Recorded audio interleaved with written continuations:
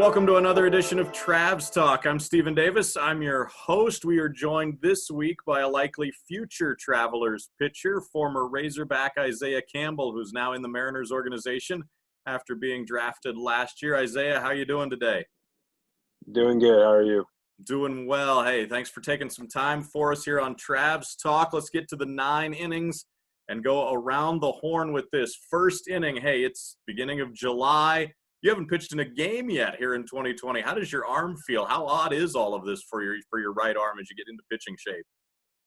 Yeah, I mean, it's really weird that I haven't faced a live batter in over a year now. The last time I was in a meaningful game was Omaha during the College World Series last year. So it's been different. I've just been trying to take this time as much as possible and just keep the arm healthy and in shape and ready for whenever there is a season. And luckily it's going on now. So I'm glad I kept the arm in shape. I mean, it didn't hurt to have a little bit of a break, just keeping the arm healthy for the long run and everything. But arm feels really good, really, really fresh and just ready to go. All right, moving on to the second inning. You mentioned you haven't pitched in a game since Omaha last year. Is there still excitement about getting your pro career underway? I understand you hung out with one of the rookie level teams last year, got to know some of the guys. You were at spring training for a few days this year, but is there still that feeling of excitement and nervousness to get things going with your pro career? Yeah, absolutely. I think it just comes with baseball. I think no matter what the situation is, you always have those nerves when you want to get back on the mound and face some live batters again. Because I mean, no matter what people say, everyone has nerves when they play a baseball game. It's inevitable to not have them. So I'm ready to go. I think it's more excitement instead of nerves, just to see a live batter again and get the pro career started. And but yeah, I got to hang out in Everett last year and hung out with some of the kids from my draft class and made some good friendships. So it wasn't all of a lost season not being able to play. Was in a good situation and met some friends that they're going to be my close friends while I'm in the organization. Awesome. Hey, more excitement for you here in 2020 to get things going officially, or to see a couple of your teammates get drafted recently?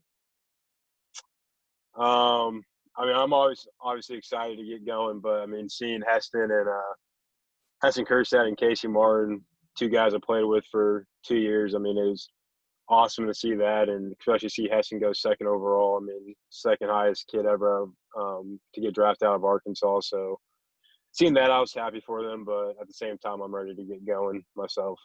Well, we like having a former Razorback in the Mariners organization. Third inning question for you.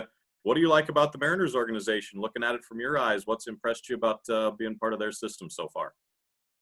I mean, everything about the Mariners organization has been really impressive so far. They're really player oriented, and they're always keeping in touch with us, whether it's the pitching coordinator, your pitching coach that you're going to have during the season, mental skills guys, all this stuff. They're always contacting you and making sure you're doing well and just keeping track of you no matter where you're at. And then also just on the pitching side, they're really analytical and really look at the numbers, which I'm really into, because that's what we did at Arkansas. We had a lot of the Rapsodo and TrackMan and all that stuff, and the Mariners do that also. So I'm enjoying everything about the Mariners. I went to Gas Camp this year in January and enjoyed that a lot, learned a lot about baseball and the mental side of the game and learning how to throw harder and all that. And then last fall I was in high performance camp, just getting bigger and stronger and getting my body in shape for a baseball season. So right now I can't complain about anything with the Mariners organization. Good stuff. We like them too. Hey, fourth inning. Did you know before or after the Mariners drafted you that their Double-A club was in Little Rock and you might have a chance to pitch at home in front of Razorback fans again? So I figured out after the draft that it was Little Rock, because I knew before this, I believe it was the Angels organization had Little Rock. And so I still thought the Angels still had Little Rock. And I didn't know that the Mariners had Little Rock until I kept getting tweets and stuff. Once I got drafted, people were tweeting at me saying, we might get to see Isaiah for another couple years in Little Rock, or a couple years from now seeing in Little Rock. So I knew after the draft when the Mariners picked me up, but I think it's pretty awesome knowing that if everything goes well and goes right, I could be back in Arkansas pitching pitching in front of fans that I got to pitch in front of for 4 years. And you wouldn't be distracted by any hog calls, would you? Used to them. I'm used to them now, so I don't think they're going to be anything new.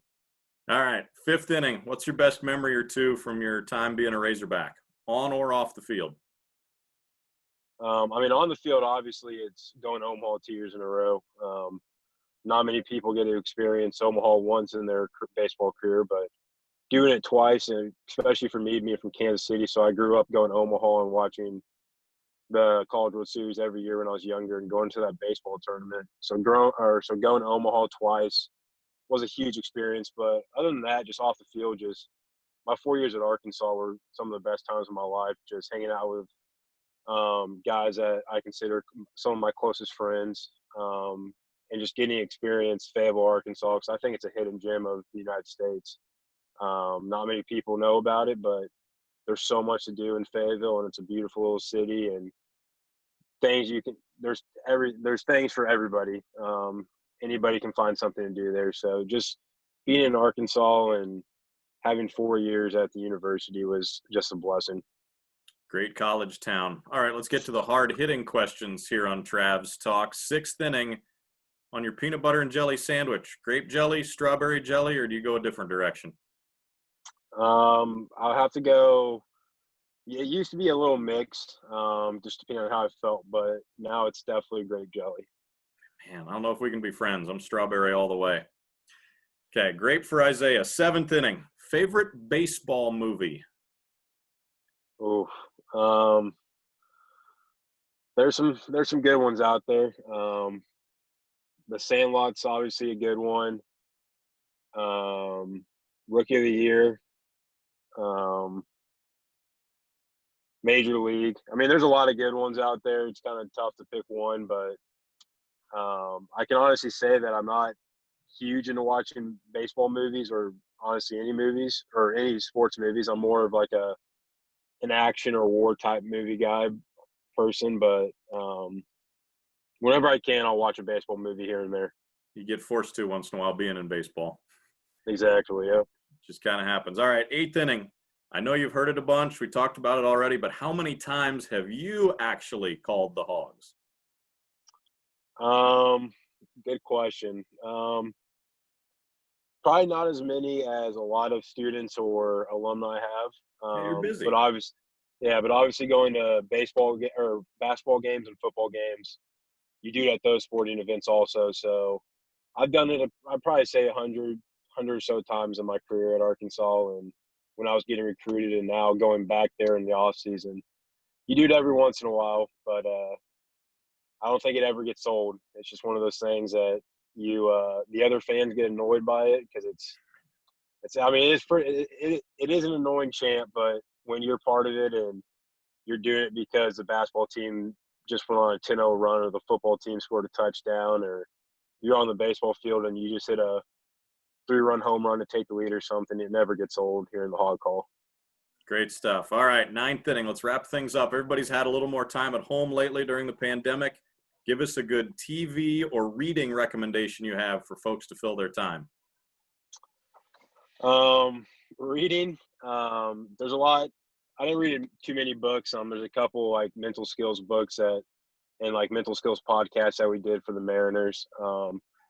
But TV wise, man, there's a lot of good shows and movies that I watch. I mean, there's ample amount of free time to watch a lot of shows, but I just got done watching Jack Ryan on Amazon Prime. That's a really good show.